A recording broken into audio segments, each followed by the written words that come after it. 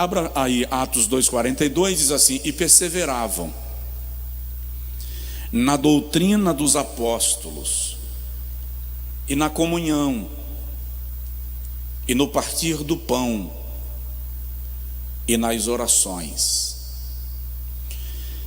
E em toda a alma havia temor, e muitas maravilhas e sinais se faziam pelos apóstolos. Diga amém. Agora diga comigo assim: Senhor, fala comigo. Amém. Pode assentar, amados, em nome de Jesus.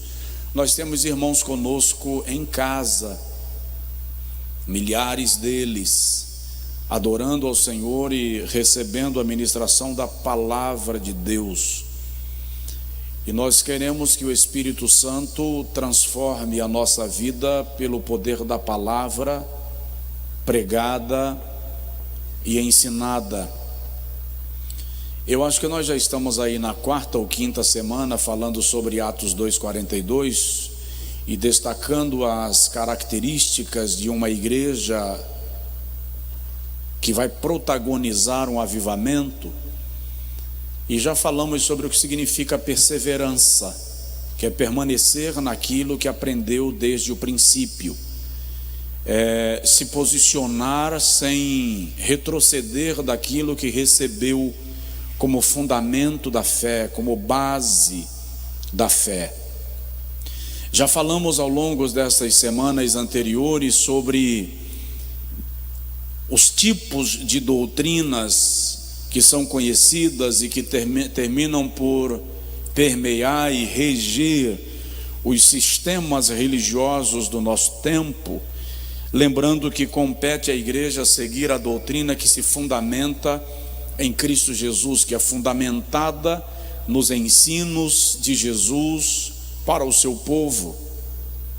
Já falamos sobre o dever que os líderes têm de ensinarem a sã doutrina e alguns outros aspectos muito importantes do assunto. Na terça-feira passada eu falei sobre abençoados pela obediência, a dádiva de obedecer, a graça de obedecer.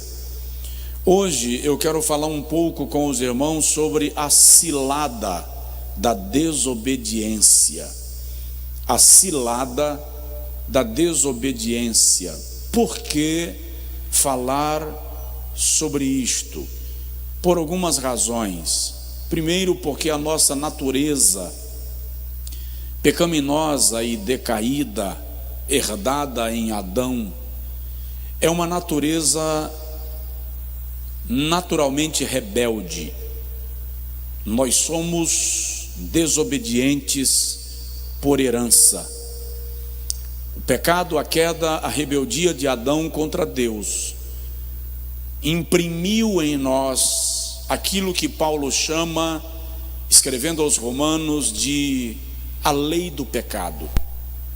No capítulo 7 ele diz: porque em mim está a lei do pecado.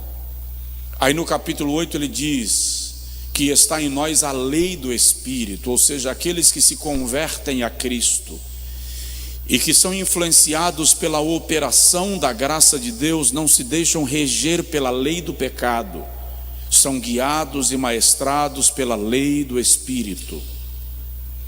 Uma outra razão para falar sobre a cilada da desobediência é que é muito importante lembrar que muitas vezes nós nos rebelamos pelo simples fato de querermos demonstrar poder, força, controle.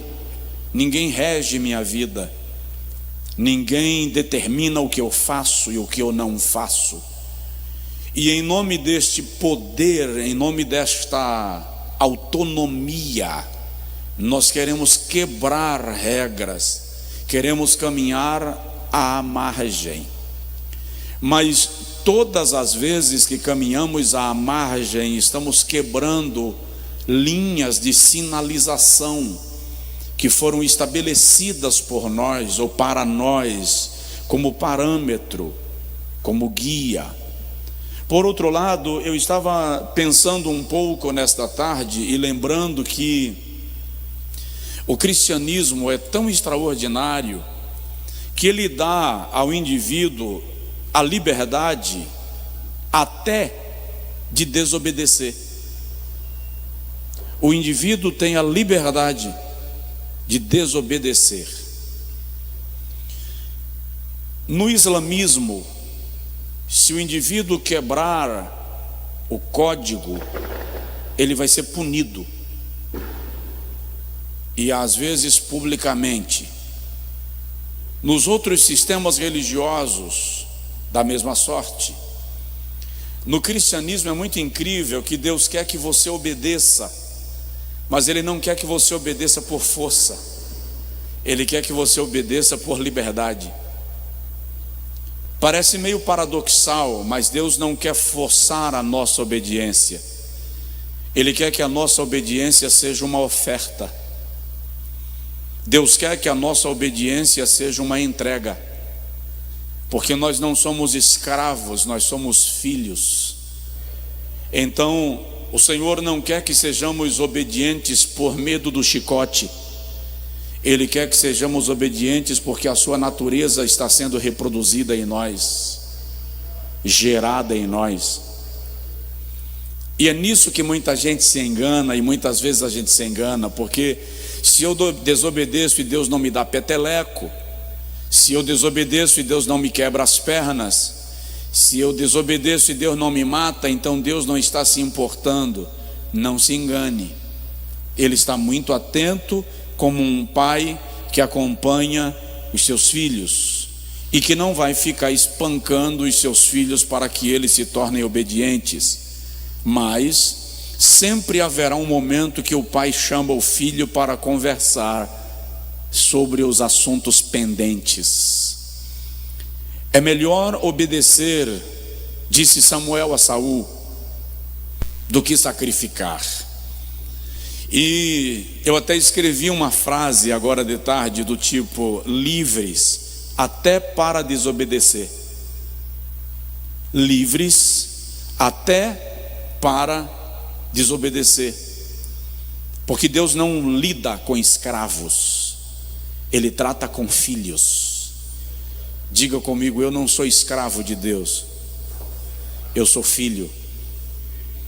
Agora você precisa entender que a quem mais é dado, mais é cobrado. O escravo, se ele se tornar muito desobediente, você expulsa ele de casa. O filho você não expulsa, mas coloca dentro do quarto para uma conversa mais aberta. Então, a primeira pergunta que eu faço agora à noite é: que tipo de filho somos? Como estamos lidando com o nosso privilégio de filhos? João capítulo 10, versículo de número 9, o Senhor Jesus diz assim: eu sou a porta, quem entrar por mim, entrará e sairá. Diga comigo: entrará e sairá. Você que está em casa pode falar também: entrará e sairá. Isso é liberdade, direito de ir e vir, direito de entrar e sair. E repito, porque Deus trabalha com filhos. Eu gosto muito de alguns trocadilhos de Paulo, sobretudo na carta aos Romanos, que é a mais rica das cartas doutrinárias. E é interessante que na carta de Paulo ele defende duas leis. Ele defende a lei da liberdade e a lei do amor. Na lei da liberdade, Paulo diz: eu sou livre para fazer o que eu quiser. Na lei do amor, ele diz: dentro da minha liberdade, se aquilo que eu vou fazer leva o meu irmão a pecar, então eu não faço, por amor ao meu irmão. Então, ao mesmo tempo que Paulo parece que vai soltar a gente para viver sem freio, ele vai lá e trava a gente com base na lei do amor. Quando a Bíblia diz que eles perseveravam na doutrina dos apóstolos, não está dizendo que eles eram escravizados, sofriam uma lavagem cerebral com base nos ensinos dos apóstolos. Eles eram livres também para não obedecer. Se o irmão lê Atos capítulo 5, quando Ananias e Safira, eu gosto de chamar de Nani e Safi, quando Nani e Safi chegam diante de Pedro e eles soltam uma mentira. Ananias e Safira morreram por causa da mentira, mas Pedro diz assim: porventura, sendo teu, tu não eras livre para reter e livre para entregar? Por que então mentistes ao Espírito Santo? Presta atenção, quando você é livre, sua responsabilidade é maior, porque você responde pela liberdade que recebeu. Está me entendendo? Diga amém. Então, eles perseveravam na doutrina dos apóstolos, eram livres para obedecer à doutrina como oferta de filhos. Mas o que eu quero compartilhar com você é que nessa liberdade da obediência, muitas vezes nós optamos pelo caminho da desobediência e caímos numa cilada. E normalmente a cilada da desobediência, como qualquer laço, trará consequências para aqueles que optam pelo caminho da rebeldia. Perseverar na doutrina dos apóstolos, então, é rejeitar a cilada da desobediência. Por quê? Porque a desobediência te faz escravo. A desobediência te escraviza. Lá no livro de Juízes, capítulo de número 6, aliás, o livro dos Juízes, ou o panorama do livro dos Juízes é o seguinte: Israel tem mais ou menos 300 anos que saiu do Egito e conquistou a terra. No livro dos Juízes já tem uns 300 anos de terra de Canaã. Todas as tribos estão instaladas, Israel já está organizado como povo. Ao redor de Israel existem algumas nações tradicionalmente inimigas e que querem, porque querem, o pescoço da nação de Israel, mas o Senhor os preserva. Enquanto Israel permanece fiel a Deus e obediente aos mandamentos de Deus, nenhuma nação prevalece contra eles. De repente a Bíblia diz assim: e Israel pecou, e Israel se rebelou, e Israel se desviou, e caminhou por outros deuses. Aí se levanta um povo que escraviza Israel. O capítulo 6 de Juízes, por exemplo, quando os midianitas escravizam o povo de Israel, o texto é muito claro quando mostra no versículo de número 9 e 10: eles se esqueceram da palavra do Senhor, não ouviram os profetas que o Senhor lhes enviou, caminhou segundo o seu próprio coração. Então os midianitas vêm e lhes escravizam. Os midianitas eram um povo nômade, oriundo da região do Neguebe, mas era um povo violento, e era um povo, eu vou chamar de virulento. Eles atacavam em bandos, eram ataques em forma de hordas. O primeiro bando atacava, quando as pessoas estavam ofegantes pelo ataque, o segundo bando atacava, e o terceiro, e o quarto, de modo que não dava tempo de as nações inimigas se refazerem. Eram ataques contínuos, inesperados, repetitivos, de frentes diferentes. De modo que no capítulo 6 de Juízes, versículo 3 e 4, por causa dos ataques dos midianitas, a Bíblia diz que havia fome na terra, e o povo de Israel se enfraqueceu muito, por causa da desobediência. No capítulo de número 7, quando Deus faz uma série de exigências a Gideão, do tipo: tem 32 mil, manda os covardes voltarem. Gideão manda agora o que restou tomar água. Quem tomar de uma forma vai para a guerra, quem tomar de outra não vai para a guerra. E o Senhor vai dando diretrizes a Gideão. Na verdade, Ali não era uma estratégia de batalha. O que Deus estava fazendo com Gideão era: eu preciso te trazer para a posição da obediência. Você vai me obedecer na linha de risco, porque eu só posso libertar vocês a partir do princípio da obediência. Tudo que o Senhor determina, Gideão faz com medo, mas faz. Com medo, pastor? Ele está com tanto medo que Deus diz assim: desce lá no arraial dos midianitas no meio da noite, enquanto eles dormem, que eu vou falar com você, para você ver que eu estou contigo. Aí Gideão diz: eu ir lá no arraial dos midianitas, eles estão dormindo, mas o senhor quer que eu vá lá? Aí o senhor diz: tá, já que você está com medo de ir sozinho, chama o teu conservo Puá, para que ele desça contigo. Era medo.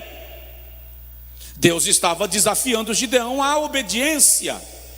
Então, a desobediência, a cilada da desobediência te escraviza. A desobediência é como a teia da aranha quando fisga a mosca.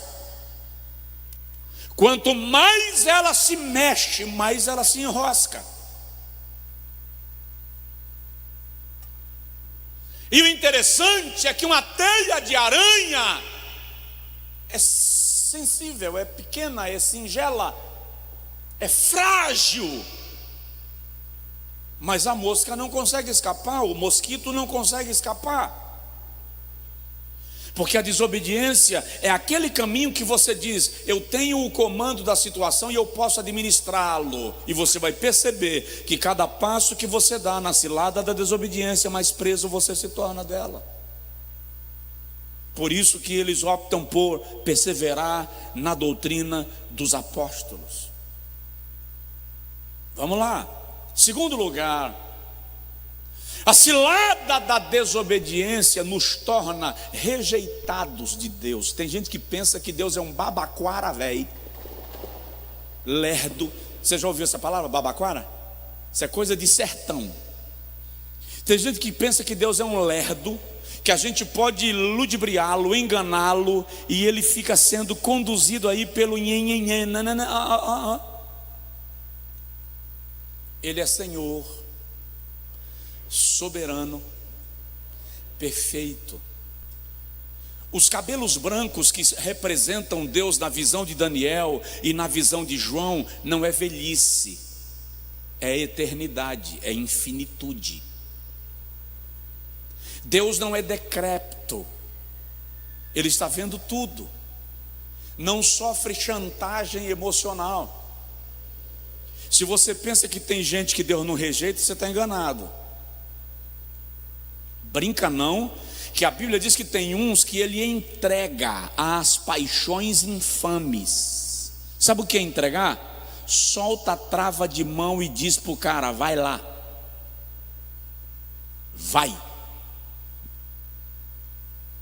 Salmo 73, Asaf diz que o Senhor deixa o ímpio prosperar para a sua própria destruição. Vai. Você não quer ir? Fica à vontade. Saul, primeiro livro de Samuel, o Senhor dá uma orientação a Saul. Saul cometeu 2 atos de rebeldia contra Deus. O primeiro, por causa da popularidade. O segundo, na tentativa de agradar a Deus com sacrifícios sem obediência. No primeiro capítulo de número 13 de 1 Samuel, o profeta dá a Saul uma orientação divina e diz para ele: fica aqui, porque eu vou a Siló consultar ao Senhor. E Samuel foi a Siló. Siló era a casa de oração, Siló era o centro de peregrinação, Siló era a escola de ministérios, Siló era a escola de profetas, era a sede do ministério, vamos dizer assim. Saul ficou com os homens e Samuel foi, só que Samuel demorou. Quando Samuel demorou, a Bíblia diz que o povo começou a se dispersar. E Saul se preocupou quando ele viu que o povo estava se dispersando. Quando ele viu que o povo estava se dispersando, o que ele fez? Levantou um altar e ofereceu no altar um sacrifício. Só que o rei não poderia oferecer sacrifícios no altar. Isso era missão do sacerdote. Saul quebrou uma regra, e a Bíblia diz que quando ele terminou de oferecer sacrifício, Samuel chegou. E Samuel diz: que é isto que fizeste? O Senhor teria aprovado o teu reino. Sabe o que Samuel está dizendo? Você seria o que Davi vai se tornar.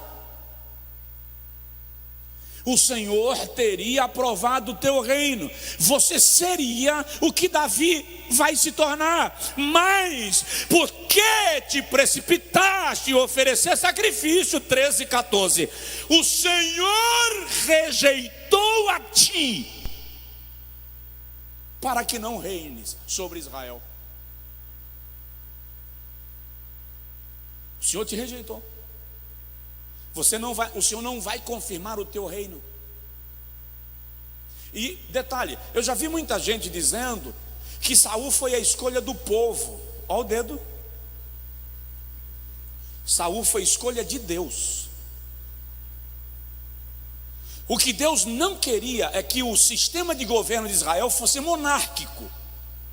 Ele queria que fosse teocrático, Deus liderando através dos sacerdotes e dos profetas. Mas no dia que o povo disse: nós queremos um rei, o Senhor disse a Samuel: não entristeça teu coração, porque o povo não está rejeitando a ti, mas a mim. 1 Samuel capítulo 9. Vai chegar na tua casa um homem, procurando pelas jumentas do teu pai. Ele é da tribo de Benjamim. Quando este bater na tua porta, unge-o como rei, porque esse é o homem que eu escolhi para que reine. No mesmo dia, Saul bate na casa de Samuel, perguntando pelas jumentas. Foi ungido por ordem de Deus, mas por causa da cilada, da desobediência, o mesmo Deus que o elegeu o rejeitou.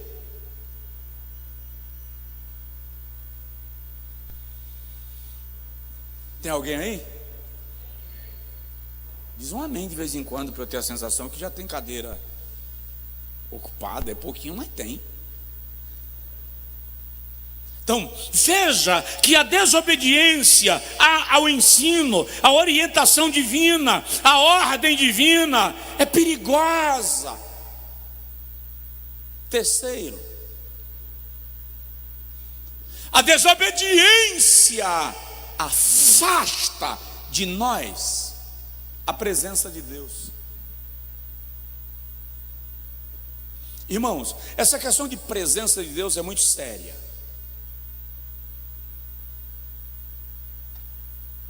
Primeiro porque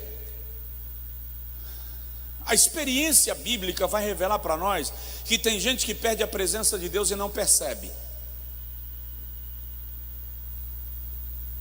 Perde a presença de Deus e não percebe. Juízes capítulo 16, versículo 20. Quando Sansão entrega o segredo do seu nazireado a Dalila, 3 tentativas anteriores, quando Dalila diz: lá vem sobre ti os filisteus, ele se levanta e quebra as amarras. Mas na 4ª vez, quando ela diz: vem sobre ti os filisteus, o texto diz em Juízes 16, 20, que ele se levantou para ir contra os filisteus, porque ele não sabia que o Espírito de Deus já não era com ele. O Espírito saiu e Sansão não percebeu.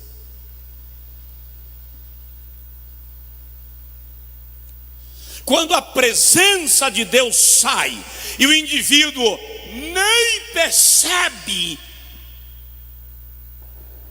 significa que o seu estado de letargia, de demência,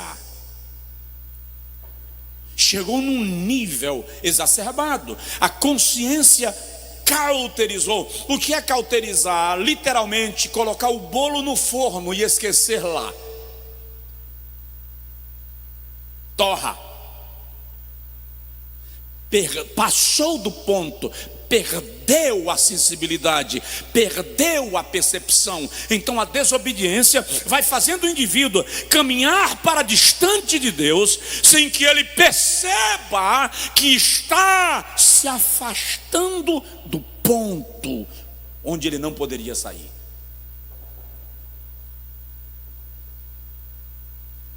E isso é grave. E é grave porque eu já preguei aqui nesse púlpito. Muitas vezes nós confundimos o poder com a presença. Como assim? Tem muita gente que está cheio do poder, mas não está cheio da presença.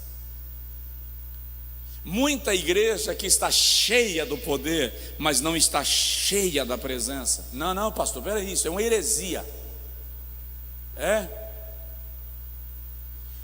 Êxodo capítulo de número 33, o Senhor disse a Moisés assim: a minha presença não irá contigo, eu vou mandar um anjo do meu poder, um anjo forte, para guiar o povo. A presença não vai, mas o anjo do poder vai. Moisés disse: não, Senhor, se a tua presença não for com a gente, eu não arredo daqui. Como é que os nossos inimigos saberão que o Senhor está conosco, se o Senhor não estiver à nossa frente, abrindo o nosso caminho? É aí que o Senhor diz a Moisés: então a minha presença irá contigo e te fará descansar.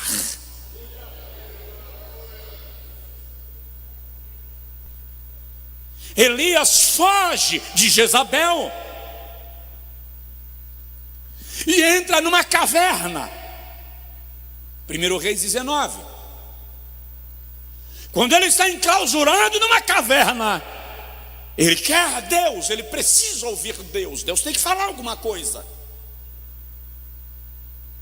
E de repente vem um terremoto, e a terra está sendo sacudida.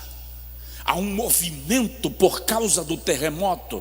E o texto diz assim: e o terremoto passou, mas Deus não estava no terremoto. Terremoto é poder, mas não é presença.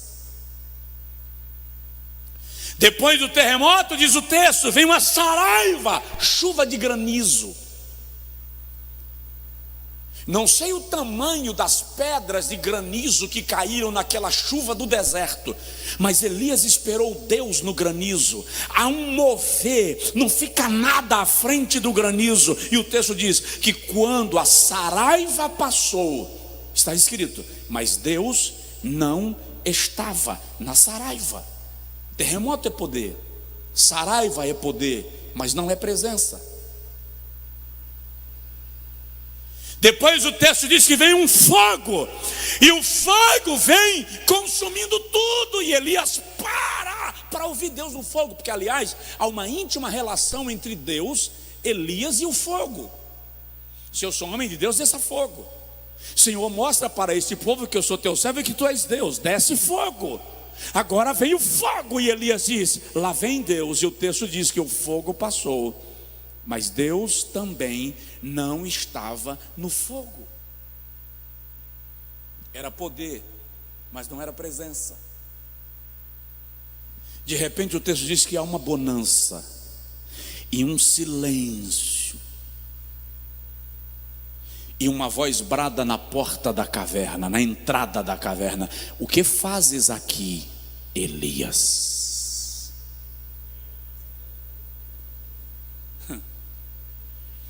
Então nós precisamos entender que a presença de Deus não pode ser perdida. percebê-lo, senti-lo, desfrutá-lo, comungarmos-nos com Ele, é imprescindível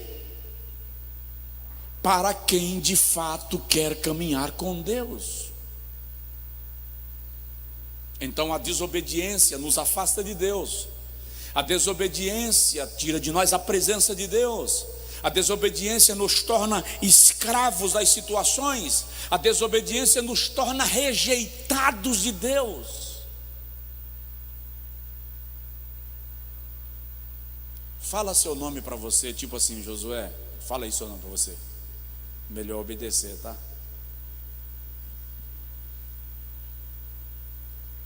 Quarto lugar,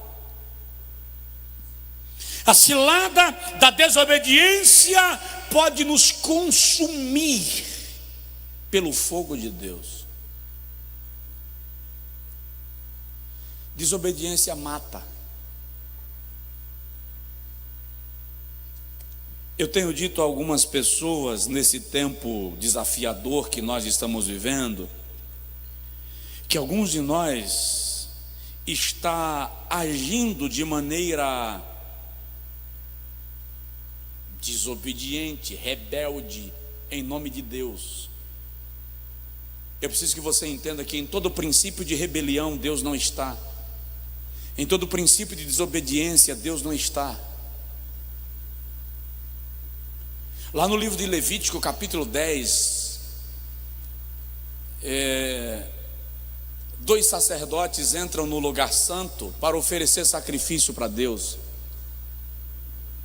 E quando eles acendem o fogo no altar, o próprio fogo do altar veio e os matou. É muito curioso isso, e é uma das controvérsias da discussão bíblica. Como é que Deus matou os caras oferecendo sacrifício, gente? Eles estavam no altar oferecendo sacrifício. Não, eles não estavam fazendo como os filhos de Eli. Os filhos de Eli, a Bíblia diz que levavam mulheres para o lugar santo dos santos, assim, a fim de prostituir. Eles estavam profanando e afrontando a santidade de Deus. Não é o caso dos filhos de Arão. Os filhos de Eli pegavam as ofertas na entrada do santuário e levavam para as suas orgias. Não é o caso dos filhos de Arão. Eles estavam oferecendo sacrifício a Deus e morreram no altar pelo fogo que foram oferecer. Que estranho. Mas aí vai ler. Eu escrevi sobre isso esses dias para algum artigo, não lembro que artigo foi mais, mas eu escrevi, eu vou achar. Mas vai ler, vai pesquisar. Primeiro, a maior autoridade espiritual do arraial era Moisés. E Moisés não autorizou eles cumprirem aquele papel. A maior autoridade do santuário era Arão. E Arão não autorizou eles fazerem aquilo.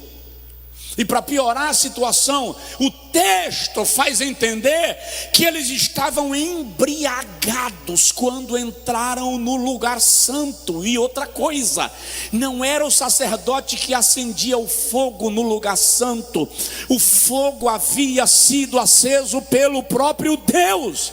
Eles tinham que pegar do fogo que o Senhor acendeu no capítulo 9 e colocar sobre o altar do sacrifício. O Senhor acendeu fogo no altar de incenso. Eles tinham que pegar a porção do fogo de Deus e levar para o altar do sacrifício, e não acender um fogo pessoal para o altar de Deus. Quem acende o fogo não é você, quem acende o fogo não sou eu, quem acende o fogo é o Senhor. Quando o fogo é meu, é estranho.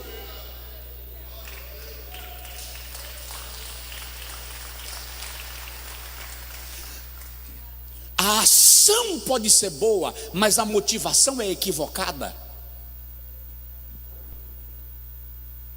A ação pode ser a ideal, mas a intenção não agrada a Deus. E Deus nunca, segura isso, Deus nunca recebe algo meu e seu sem analisar a intenção.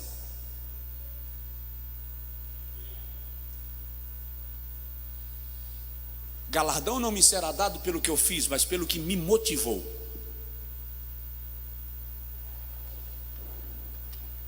Por isso que vai ser provado no fogo. Então, a cilada pode me matar, a desobediência é uma cilada que pode me matar na presença de Deus. A desobediência é uma cilada que pode me destruir na presença de Deus. Lembra de, como é o nome do cara lá, do rei Assuero? Amã, né? Que planeja a morte de Mardoqueu. É muito interessante aquela história, porque todo mundo conhece o episódio. Amã montou a forca para matar Mardoqueu, conseguiu um ofício do rei, marcado pelo anel do rei, ordenando a morte dos judeus. Mardoqueu manda um recado para Esté e diz assim: entra na presença do rei e pede para o rei ter compaixão, intercede por nós. Esté responde: tu sabes que ninguém pode entrar na presença do rei sem ser chamado. Se eu for à presença do rei sem ser chamado e ele não estender o cetro sobre mim, eu morrerei. Aí Mardoqueu, eu gosto disso, Mardoqueu diz assim: se tu não fizeres nada, de outra parte Deus levantará socorro para o seu povo.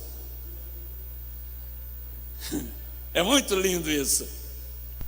Aí Esté manda dizer a Mardoqueu: coloca o povo aí em jejum, e também eu aqui, as minhas moças, jejuaremos. Aleluia. E no terceiro dia eu irei ao rei, e se ele me estender o cetro, entrarei na sua presença, e se ele não estender o cetro, eu morrerei conforme a lei, e se eu morrer, morri fazendo alguma coisa. E quando ela entra diante do rei, o rei lhe estende o cetro, porque o jejum e a oração vai mexer o braço do rei.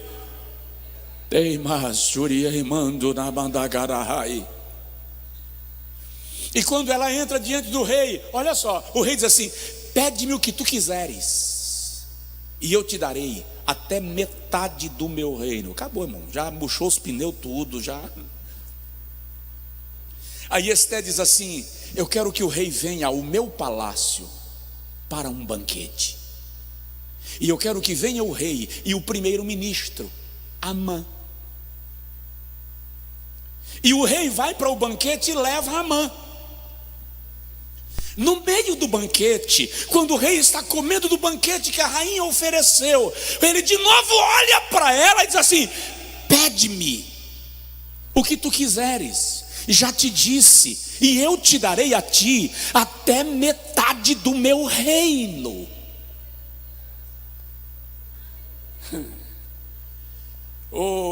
Por que ela não pediu na primeira vez? Porque na primeira vez ela estava no palácio dele e ela queria fazer o pedido no palácio dela, porque o lugar que você faz o pedido também conta.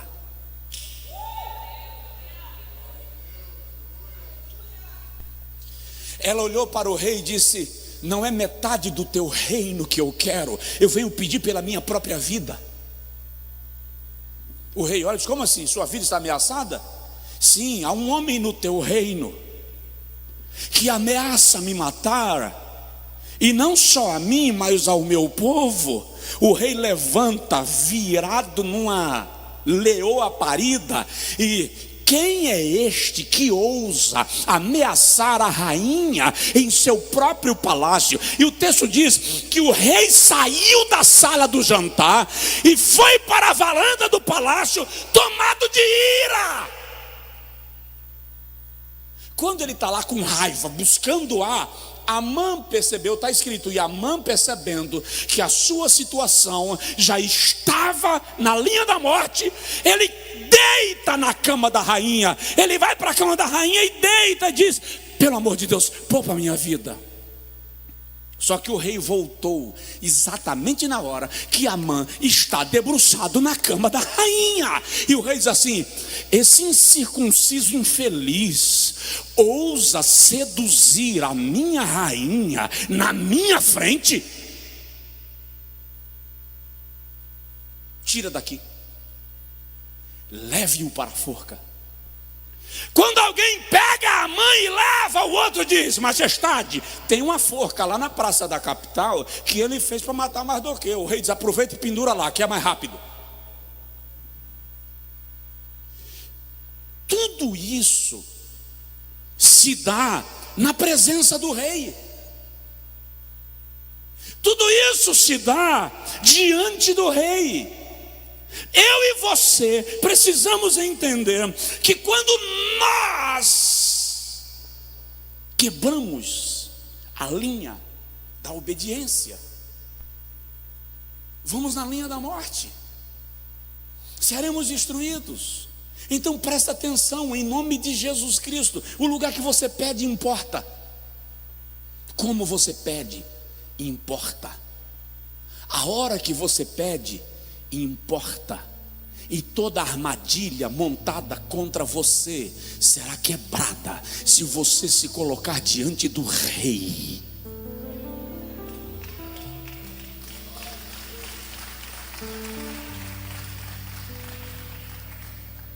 Vamos terminar? Terça a gente continua. Deixa eu falar mais um. A cilada da desobediência mata.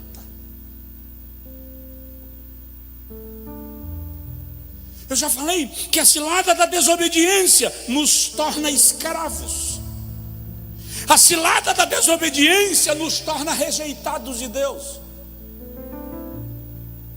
A cilada da desobediência afasta de nós a presença de Deus. A cilada da desobediência nos mata diante do rei. Amã ditou a sua própria sentença diante do rei.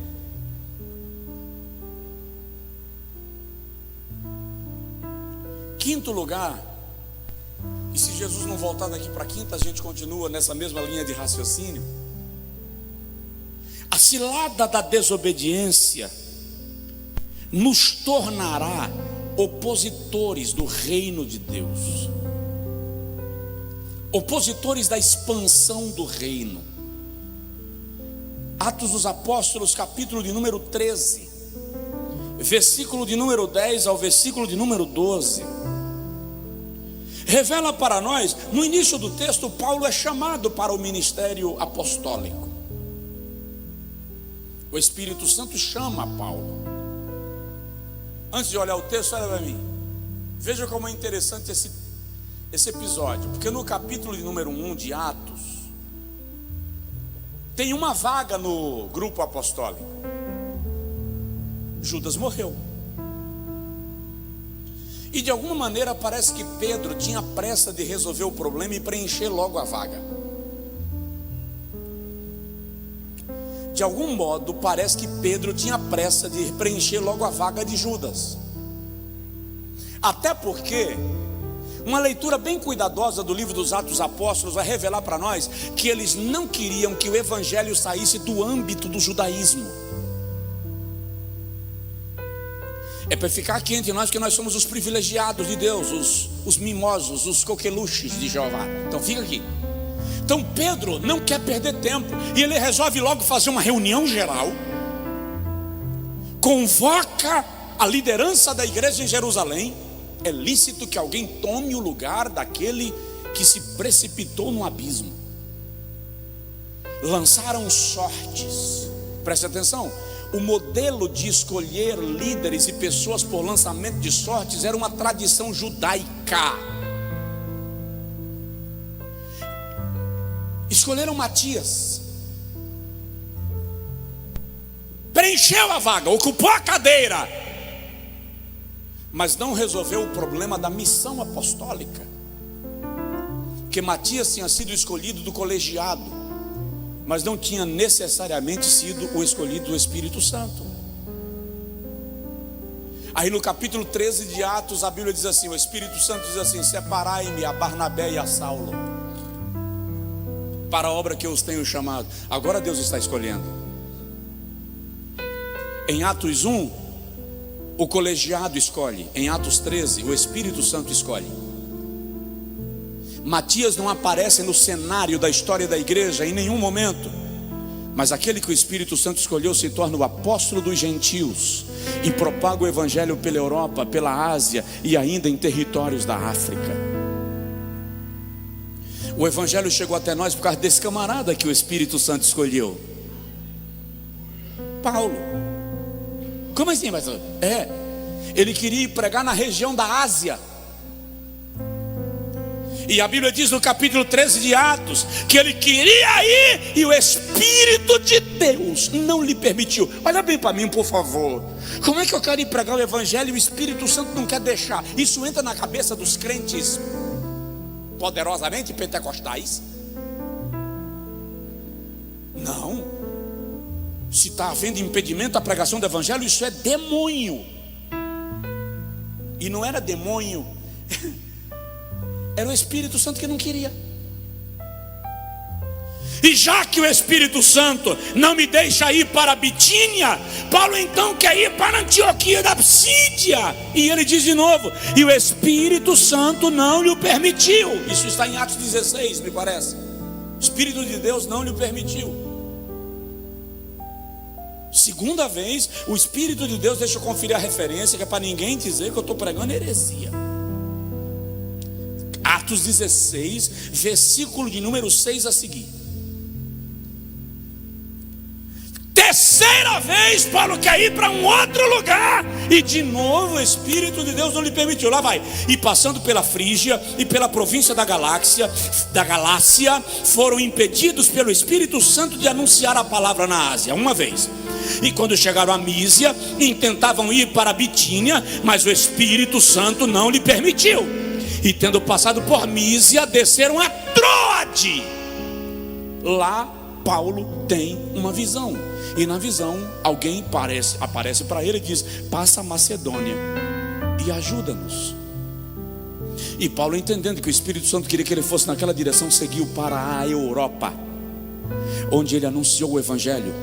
Da Europa o evangelho veio para a América, chegou até nós aqui na ponta do continente, porque 2000 anos atrás Deus já estava olhando para a feira de Santana e dizendo: eu quero que aquele povo que nem sabe que eu existo seja alcançado.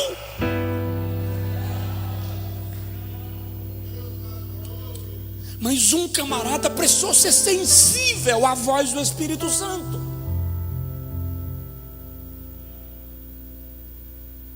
Só que no capítulo 13 de Atos, versículo de número 10 até o versículo de número 12, Elimas, o mágico, começa a se opor à expansão do evangelho. Ele se levanta contra Paulo. Ele quer bloquear a pregação do evangelho. Diz o texto no versículo 8: resistia-lhes Elimas, o encantador, assim o seu nome se interpretava, procurando apartar da fé o procônsul. Todavia Paulo, cheio do Espírito Santo, fixando os olhos, disse para ele: ó filho do diabo, de todo engano e malignidade, inimigo da justiça, não cessas de perturbar os retos do caminho do Senhor. E Paulo lança sobre ele uma ordem espiritual. E o texto diz que Elimas, no mesmo instante, ficou cego. Todas as vezes que eu decido caminhar pela cilada da desobediência, eu estou decidido a impedir que o reino de Deus se expanda, que o reino de Deus cresça. Gente, quanta gente dentro do reino impedindo a expansão do reino. Quanta gente dentro da igreja impedindo a expansão da igreja. Você está pregando o evangelho e os filhos de Elimas estão dentro da igreja, cochichando no ouvido do outro e despregando.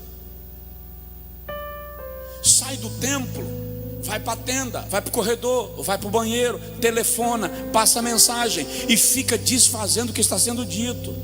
Ó filho da malignidade, servo de Satanás, filho de Elimas, que a escuridão venha sobre ti. É o que Paulo diz aqui para o camarada. Porque todos aqueles que trabalham contra a expansão do reino são filhos da malignidade. Foi duro demais agora, não foi?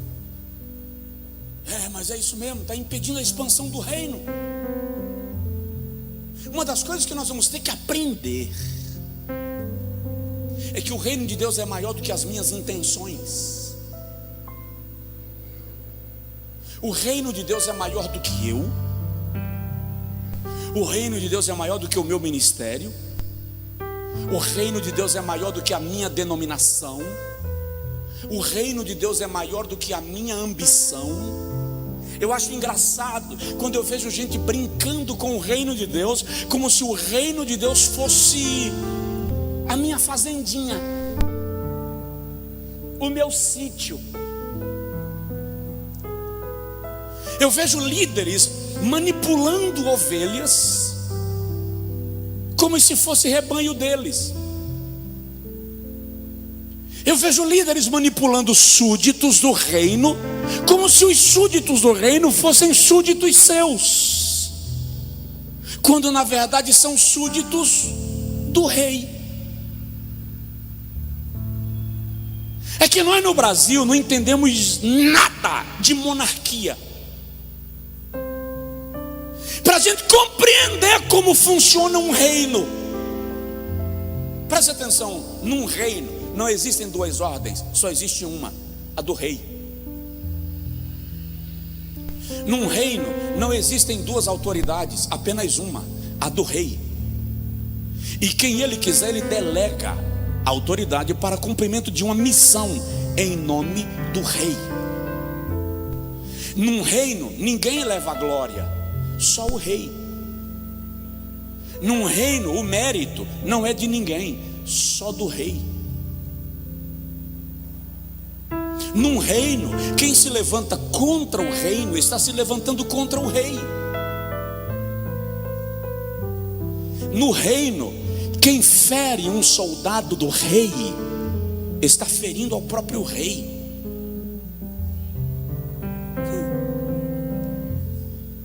É por isso que Paulo amaldiçoa Elimas, porque ele está se levantando contra o reino. Igreja não é quintal de homens. Igreja não é comitê eleitoral. Igreja não é reduto de religiosos. Igreja é território do rei. E note que Amã morreu porque deitou na cama da rainha, se debruçou na cama da rainha. Ei, aqui está a princesa eleita, noiva do cordeiro. Ela vai se casar com ele, esposa de rei, é rainha. Ninguém pode deitar na cama da rainha sem ter que responder ao rei.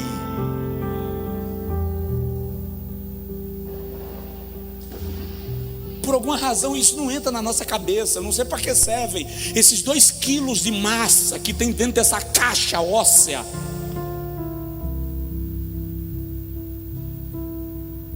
É tanta inteligência nos púlpitos, tanta sabedoria, tanta capacidade de expor, de convencer, mas na hora de convencer a mim mesmo, parece que toda a capacidade falha.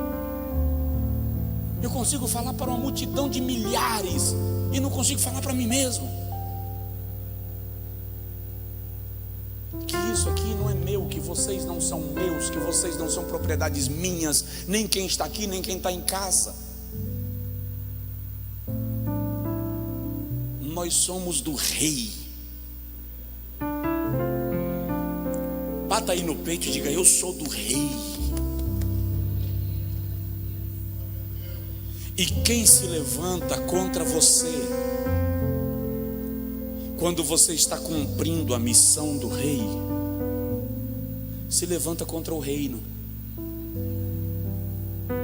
Entende? De vez em quando eu quero esquentar minha cabeça com algumas coisas do reino. De vez em quando eu quero me estressar. Quando eu vejo gente brincando com as coisas do reino e às vezes até pensando que eu sou meio idiota, e eu fico nervoso, porque isso é uma coisa que me deixa nervoso, é quando o cara pensa que eu sou besta, eu fico ruim.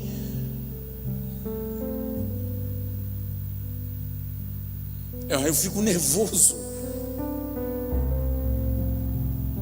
Aí quando eu vou conversar com Deus, às vezes eu entro no carro chateado, eu saio resmungando.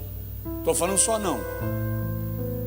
Estou conversando com Deus, estou dizendo para Ele o que está me chateando, que eu não estou gostando, que eu estou nervoso. E aí, às vezes, lá no meio das folhagens, no final da floresta, linguagem figurada, tá? Eu ouço Deus soprar um vento e apenas dizer assim: por que você não se aquieta? Já que você entende que tudo isso é meu.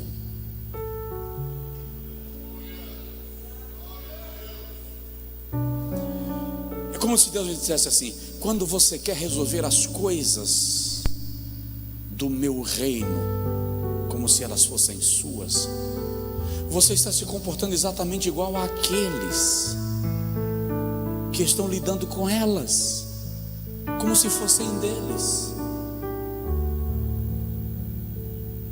Descansa. Eu estou vendo. Eu estou acompanhando. Uma igreja só será protagonista do avivamento quando ela entender isso. Isso aqui não é meu nem seu. É do rei e nós somos dele. Nós somos dele. Tem umas decisões, sabe, eu já estou terminando, que são muito fáceis de tomar. São muito práticas. É só você chegar lá e dizer assim: vai funcionar assim. Não quero, Deus abençoe, tchau.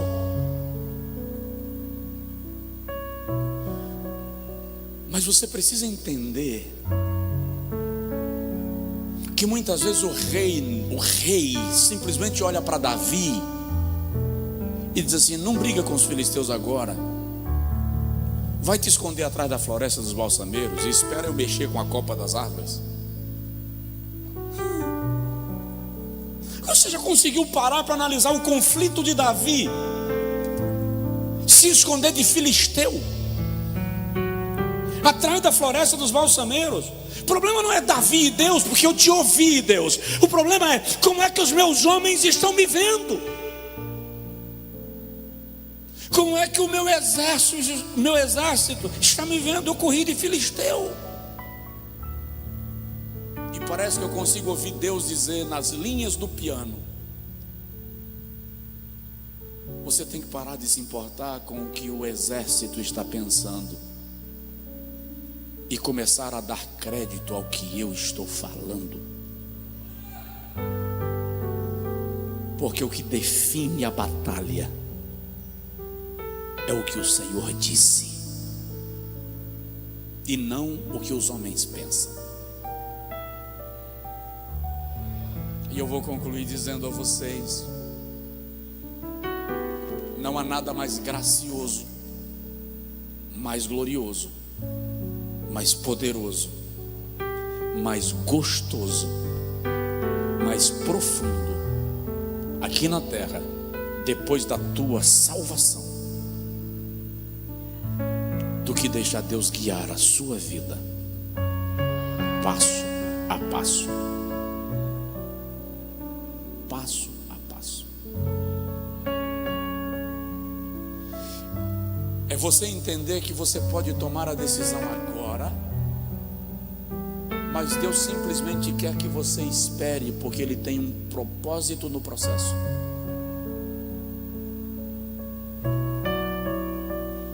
É você entender que no processo Deus está te dando algumas aulas que ninguém te daria. a gente não entende isso. Mas não caia na cilada da desobediência. Se Deus te mandou sentar, senta e espera. Se Deus mandou você levantar, põe-te de pé. Se Deus te mandou ir, vai. Se Deus te mandou ficar, fica. E se Deus disse a você, não coma pão, nem beba água naquele lugar, não deixe outro profeta trazer uma segunda mensagem. Só quem estuda a Bíblia lembra desse episódio. O profeta foi ajudar a profetizar contra o altar e Deus falou com ele: vai lá. Segundo Reis 13, vai lá. Agora você não come pão, não bebe água, nem volta pelo mesmo caminho. Sim, senhor. Foi lá, profetizou. Quando ele profetizou, o altar rachou. O rei apontou o dedo para ele e disse: prenda. O braço do rei ficou estendido. Ele teve que orar para o braço do rei voltar. Aí chega outro profeta e diz: Deus, o Deus que falou contigo para você não comer pão nesse lugar, nem beber água, nem voltar pelo mesmo caminho, apareceu a mim, o mesmo Deus, e disse para você parar na minha casa e comer.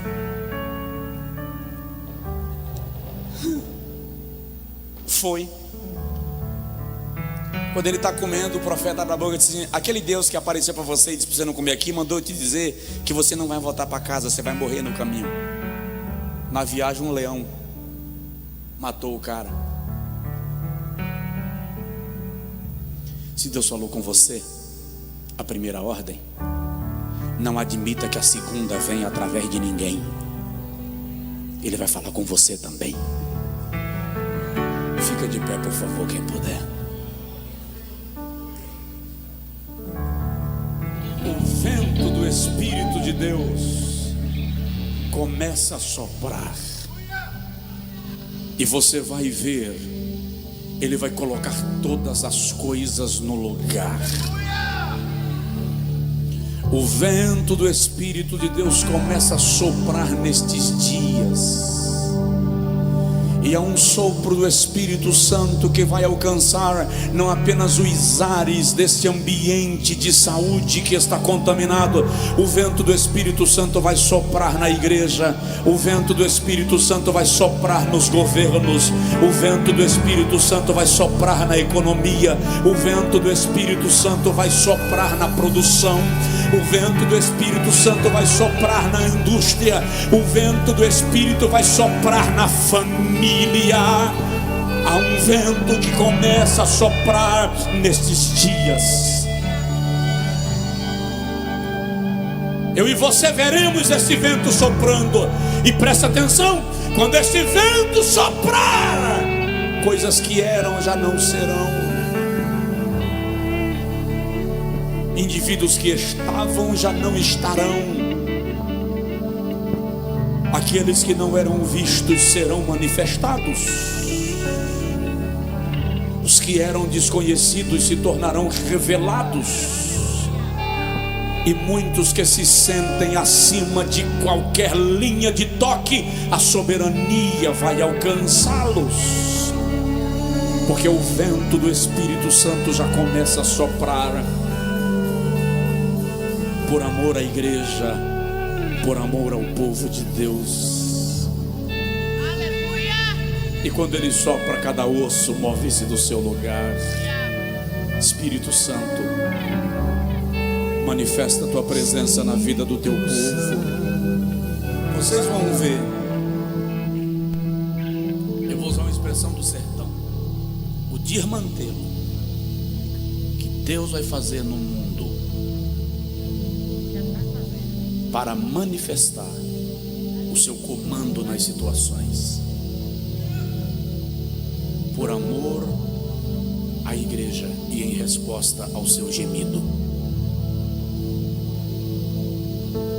Eu via gavetas abrindo loucamente. A abrindo e fechando diversas gavetas. Não eram gavetas de uma sala, eram gavetas de salas e salas e salas. Gavetas abrindo e fechando, papéis sendo esvoaçados como pelo vento, mas não jogados ao chão, reposicionados em gavetas diferentes sobre mesas.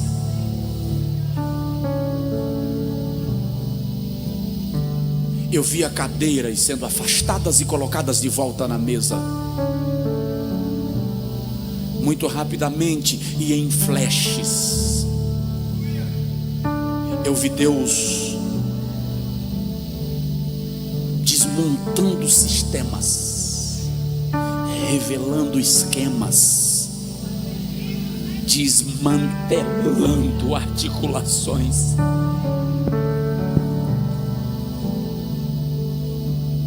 Por causa do gemido da igreja, não vai demorar, não vai demorar. E isso não é Brasil. Se preparem para ver. Vocês vão ver cadeiras sendo mexidas, esquemas manifestados. Eu estou falando de mentiras grandiosas. Eu não estou falando de coisinha, não. Eu estou falando de mentira grandiosa que Jeová vai manifestar aos olhos do mundo para desmantelar o sistema do diabo que quer escravizar o rebanho do Senhor. O Senhor o disse, o Senhor o faz, que Ele é Deus.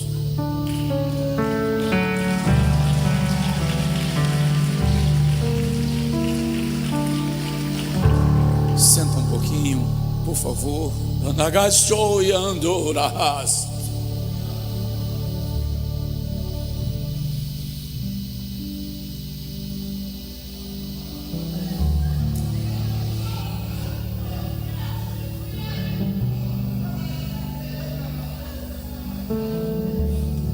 Aleluia.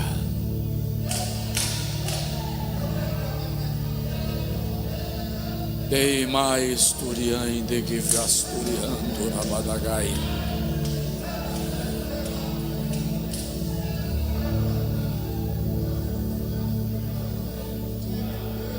Aleluia.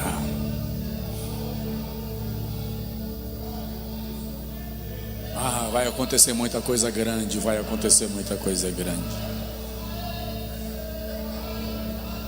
Alagaitos tá que me faz te anjura da guianamahas.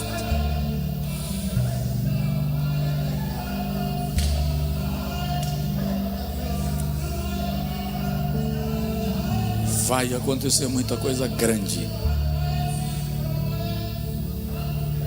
E não precisa ter medo. Não precisa ter medo.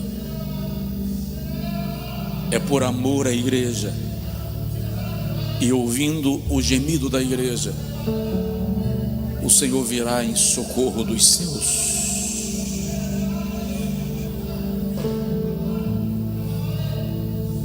Aleluia.